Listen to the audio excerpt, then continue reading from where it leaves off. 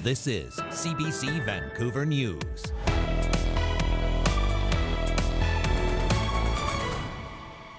Most Israelis are quite in favor of the war, but many hostage families and many of their supporters are very angry. The world marks 1 year since the deadly Hamas attack on Israel and the ensuing violence in other parts of the Middle East. Plus, so many people today across this province say that safety is the #1 issue. more police, more judges, and some mandatory minimum sentences.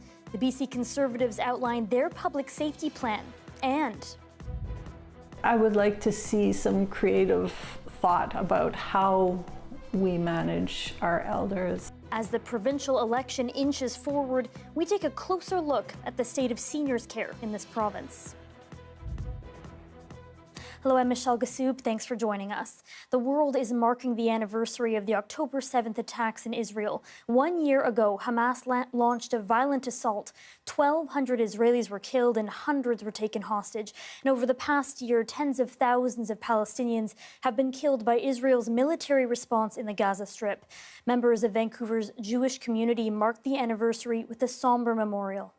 We are yearning to get to post-trauma. We're in trauma still. We still have 100, members of our Jewish family hidden in the tunnels of Gaza, being held hostage by Hamas. Vancouver police deployed extra units around Jewish centers of worship throughout the day. Meanwhile, in downtown Vancouver, around 1,000 people gathered outside the Vancouver Art Gallery for a pro-Palestinian rally. Some of those there still have family in the beleaguered Gaza Strip. I never thought that in 1 year I'm going to lose tens of friends, my uncle, my house, my city. All of that happened in 1 year. But the only way that you can think of is to go forward with this. Apartheid is not an answer. Living under occupation is not an answer. It's too much for Gazan people. What's happened in 7 October, I am not agree. Nobody like war. Everybody likes to live in safe life. I want safe life for Israelis, for Palestinians. Live in peace together. And in Montreal, pro-Palestinian demonstrators moved around Concordia University. The protesters bringing attention to the growing humanitarian crisis inside of Gaza. Meanwhile, outside McGill University, a memorial was held to commemorate the victims of the attack. There was a heavy police presence across Montreal throughout the day.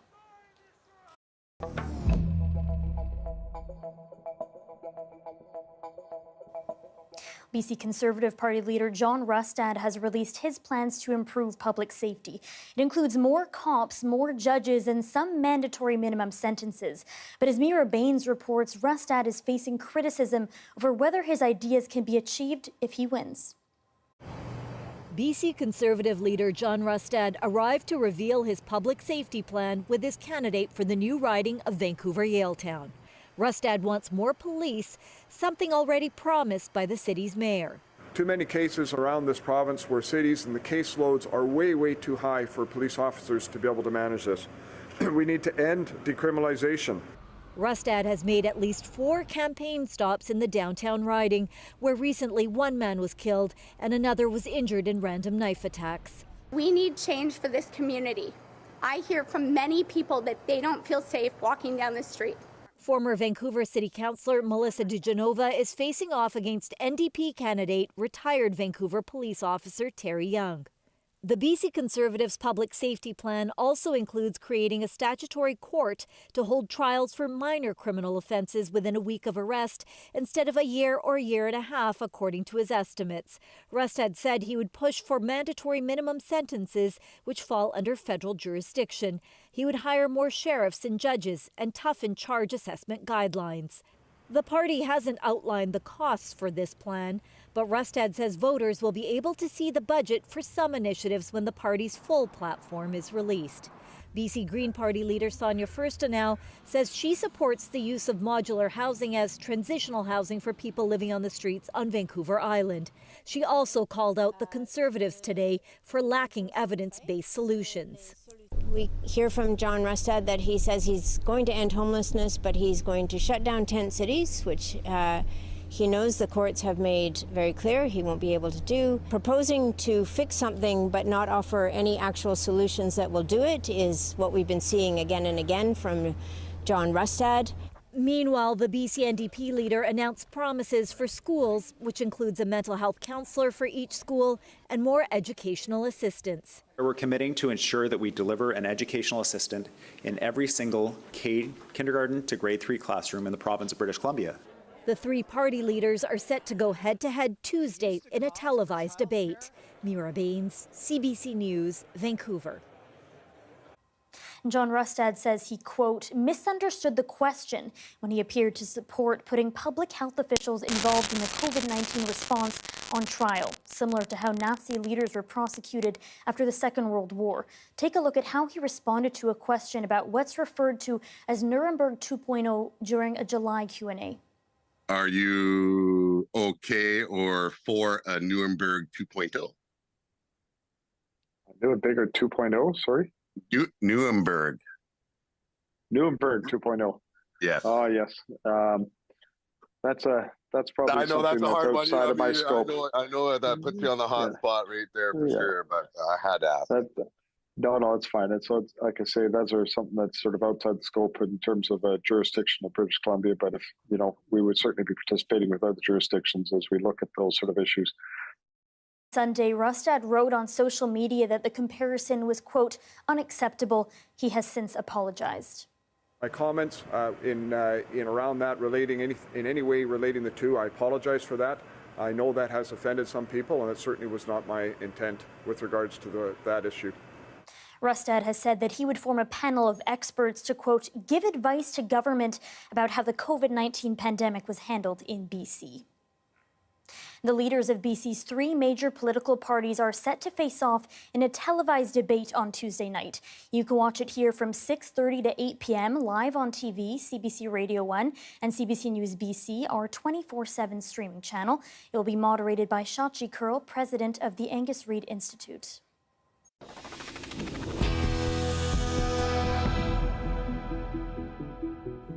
Vancouver police are investigating a violent assault near Oak Ridge Canada Line Station Sunday night.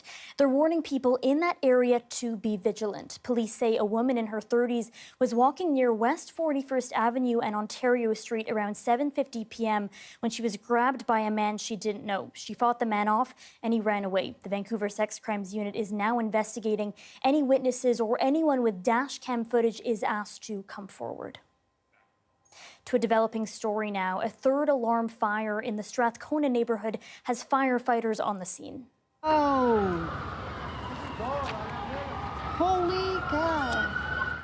According to Vancouver Fire, the blaze is on the 1000 block of Pender Street and multiple houses are on fire. They're requesting the public to give them space while they work to put it out. And businesses are assessing the damage after a fire tore through a building in Langley City over the weekend. Some owners are still without power as crews are working to restore structures with water and smoke damage. And as John Hernandez reports, the city's mayor says many buildings on the affected block aren't up to modern fire codes. Got a tag of $2,500 for Darth Vader that's smoke damaged. There's countless collectibles inside Shane Constantinescu's Langley shop. Water and smoke flooded into the store as fire crews battled a next-door blaze on Saturday. By the time I got down here, it was fully engulfed and they had like 6 pumper trucks on it, and at that point I thought we were losing everything. The fire tore through a building which housed a Mexican restaurant, a physiotherapy clinic, and office spaces. Constantinescu is thankful his store is still standing, but he's now trying to figure out what can be salvaged. Everything we have is, usually a one-off or a custom prop, or it's valuable. And so with the smoke and the water damage, if the packaging gets damaged, it's almost worth more than the product. The concern I have with the Yeti is that the smoke's going to get into his fur, and we're not going to be able to get it out, and which deems him pretty much a useless product for anybody. As he tries to save what he can, crews have since demolished the building next door.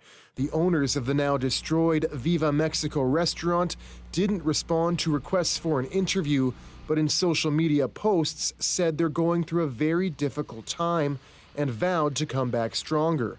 The restaurant among a handful of popular Latin American businesses on this stretch of downtown. A lot of the businesses are started by newcomers, and we've seen over time that where maybe traditionally people would have come to Burnaby or even Surrey, they're moving to Langley. But many of the buildings on this historic street are decades old and not up to current fire codes.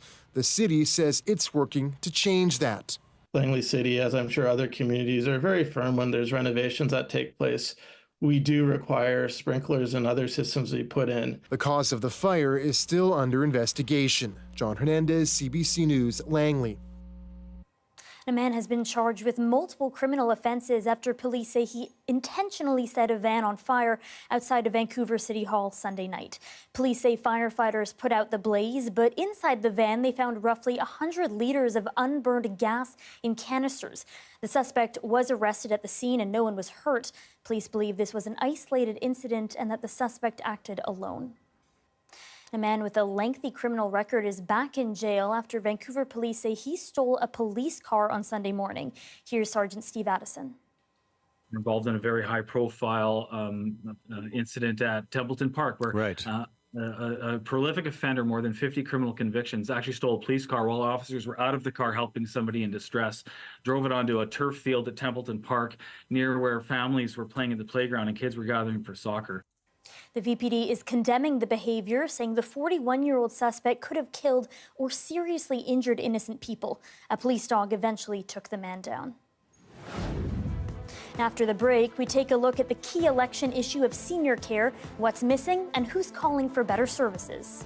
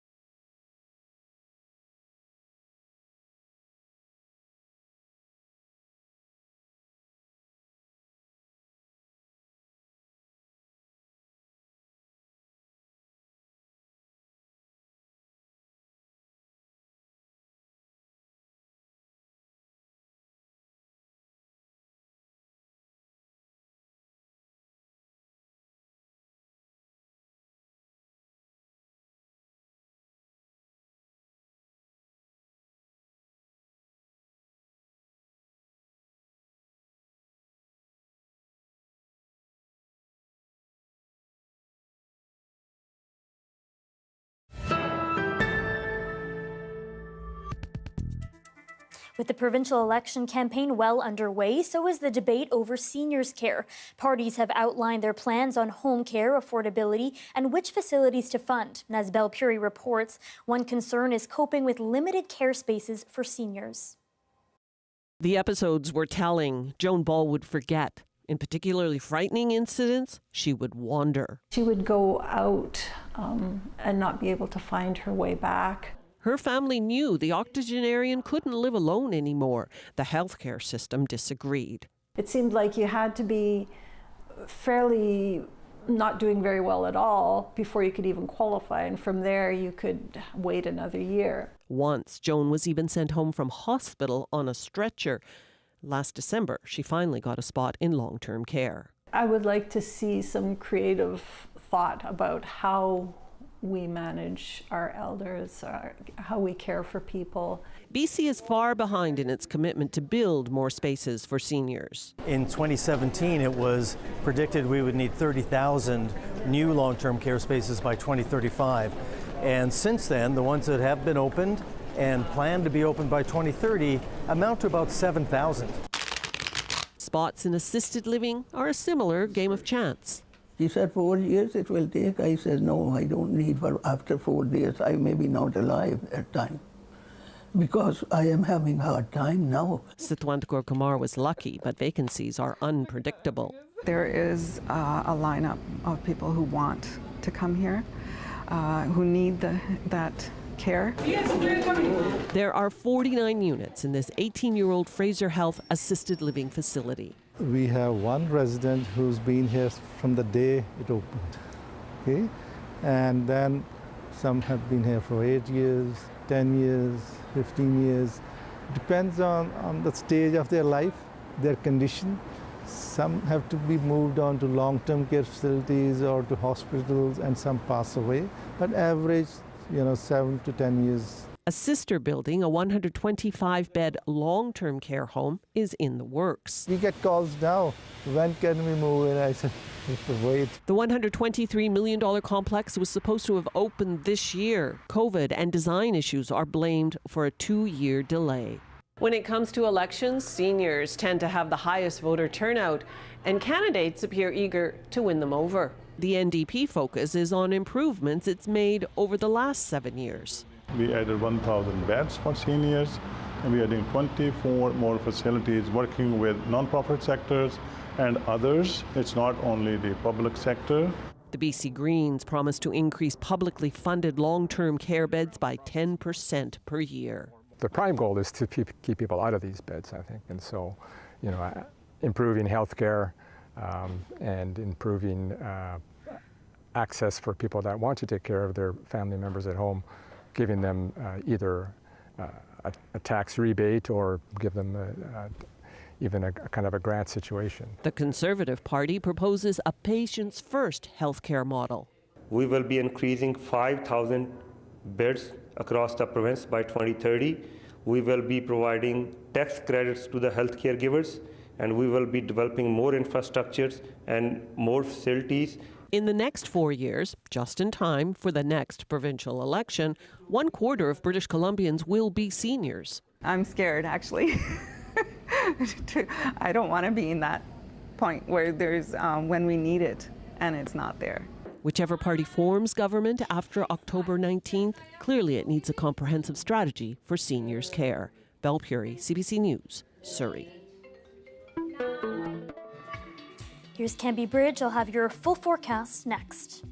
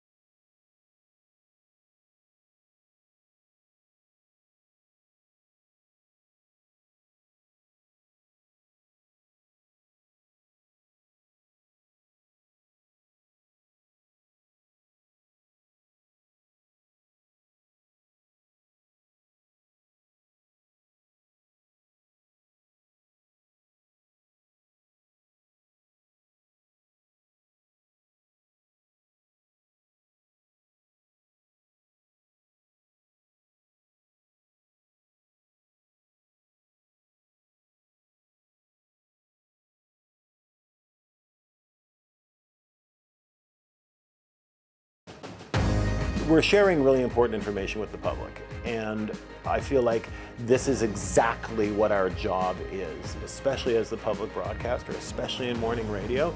That's incredibly important. Big news out of the soccer world. Christine Sinclair, the pride of Burnaby and the world's top goal scorer, is the newest owner of the Vancouver women's professional soccer team. When this opportunity presented itself, it was a no-brainer for me because the future of soccer in Canada depends on the Northern Super League, depends on clubs like the Vancouver Rise, and I am honored and privileged to be a part of it.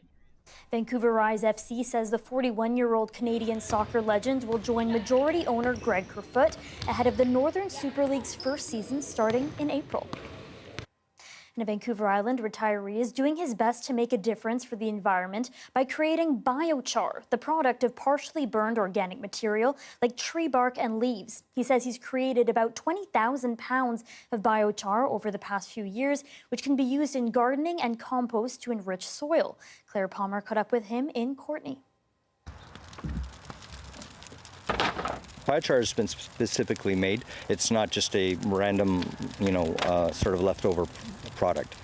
We stop the process before it turns to ash. Then we've actually locked that carbon into that charcoal.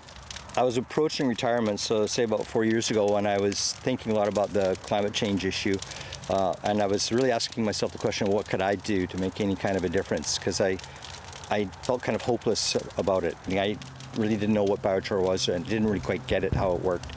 So I read that chapter in the book on it, and then that just piqued my interest. So the process of pyrolysis, converting the wood to charcoal, you need to achieve the temperatures of around 500 degrees Celsius or hotter.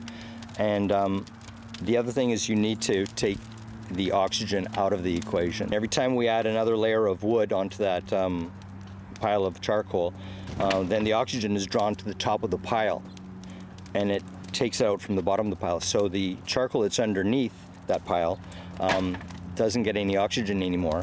It's a double ring of steel and that gap between them. Now it's sealed at the ground level, so no air can get to the fire through the bottom. If it was able to do that, the air would hit that mass and then go through it and then up, and it would shoot your flames up and sparks up like a Roman candle. And that's exactly what we don't want to have. The biggest thing is putting it in our compost, because it's a great activator in the compost. It's a no-brainer for us, yeah. Since Greg's been into biochar, we've been able to take our waste, tree waste, and any pallets that don't meet the grade to ship out on, we can convert that to biochar, add to our compost, and just keep that nutrient cycle going around and around. You know, as humans, we're pretty good at taking away, but when you can add something, it just makes you feel a bit like you've done something worthwhile at the end of the day, eh? I hope this can be inspiring for young people too, because I really do believe that for a lot of young people that there's a feeling of hopelessness about the future of our world. And maybe this is a way for me to show them that actually there are some things that people can do. The weather update is brought to you by Direct Buy Furnace. To cool and clean the air in your home, call Direct Buy Furnace. Installing Trane, the most reliable heating and cooling brand.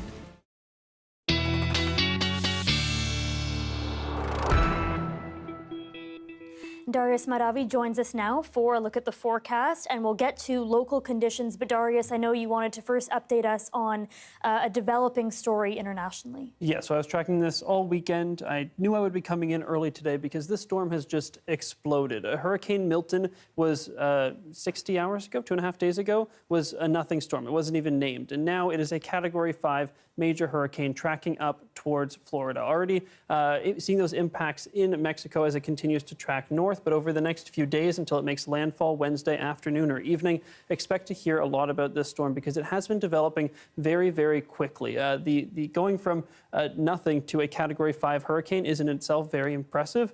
But as it continues to track north, even if it loses a little bit of strength, we're going to see it hit an area that doesn't usually get hurricanes like this in Tampa, Florida. So likely Tampa, Florida, give or take 100 kilometers or so, which could be the difference between a $10 billion disaster and a $100 billion disaster.